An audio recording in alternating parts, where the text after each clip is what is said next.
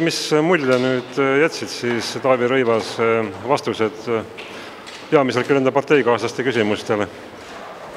Noh, eks need küsimused olidki tingitud sellest, et anda Taavi Rõivasele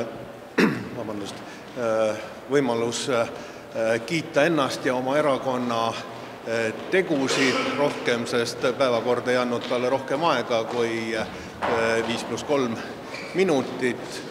Ja tegelikult ma peaks ütlema, et see jättis sellise natukene haleda mulje, et kui ikkagi ülejäänud 5 erakonda kõik leiavad, et peaminister ei ole oma ülesannete kõrgusel olnud, et nad ei ole hakkama saanud, et Reformierakond on võimuloleku aastatega stagneerunud, siis aeg oleks lõpuks vaadata peeglisse ja mõistlikum oleks olnud tal astuda tagasi.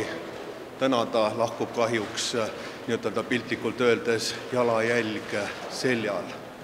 Mida ütleme EKRE jaoks, siis sai juba selgeks, et see valitsus on, nagu öeldakse, juba kukkunud, et millal võis täheldada seda, et on sellised otsustavad sammud juba toimunud? No tegelikult esimesed sammud tulid või märgid tulid üsna pea peale seda, kui uus valitsus moodustati, sellepärast et need vastuolud olid selgelt näha nende erinevate koalitsioonipartnerite vahel. Vastuolud tulid ju ilmsiks siis, kui valitsus püüdis läbi suruda neid aktsiisitõuse ja majutusasutuste käibemaksu tõusu. See oleks kõik läbi kukkunud, kui valitsus ei oleks selle liitnud kokku ja sidunud usaldushääletusega. Ja sellest ajast peale oli tõesti selgelt näha, et koalitsioonipartnerid ei saa omavahel läbi. Enamikes nendes olid ka omavahel sisesed tülid ja eks me seda juba ka siis ütlesime välja, et pikka pidu sellel valitsusel ei ole. Ja keskelt läbi statistika ongi ju tegelikult näidanud Eesti valitsustele kuskil 2,5 aastat. Ja nii läks ka seekord. Nii et võib öelda siis, et valitsus oli juba juurelt valesti kokku pandud, eks ole siis, või? Jah, tundub küll, et seal olid üsna vastandlike arusaamade ja maailmavaatega pooled olid kokku pandud. Ja tegelikult, mis kõige selline märgilisem on võib-olla see, et Reformierakond on kõikidest nendest olnud kõige kauem võimul, 17 või 18 aastat, ja nende head ja edasiviivad ideed on ammu juba otsa lõppenud. Seda oli näha ka siis, kui majanduskriis hakkas ja kui toonane Reformierakonna peaminister teatas, et kui see on kriis, siis sellises kriisis me elada tahamegi.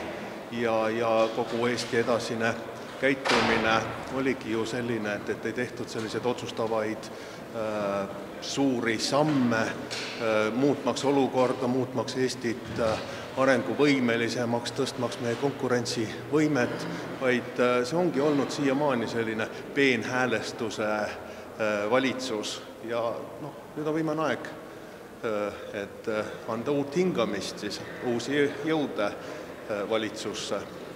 Lõpuks veel küsiksin, et on spekuleeritud ka selle üle, et Reformierakond ei suudagi üldse opositsioonis eksisteerida, et nad, nagu öeldakse, kaotavad moraali ja ragunevad laiali, et kuidas tundub, et võib seal mingi tõepõhi all olla või? No see on väga tõenäoline, jah, sellepärast, et seal on 2 erinevat leeri sees, kindlasti hakatakse nüüd otsima süüdlasi, teineteist süüdistama, nii et ei oska öelda, kuidas selle erakonna saatus edaspidi läheb, aga mis neil kindlasti puudub, on oskus ja üleüldse teadmine sellest, kuidas olla opositsioonis. Need, kes nende seast on olnud kunagi ammu, neid enam siin Riigikogus vist ei olegi ja see on jälle asi, mida on vaja õppida ja eks me siis jõudumööda aitame neid.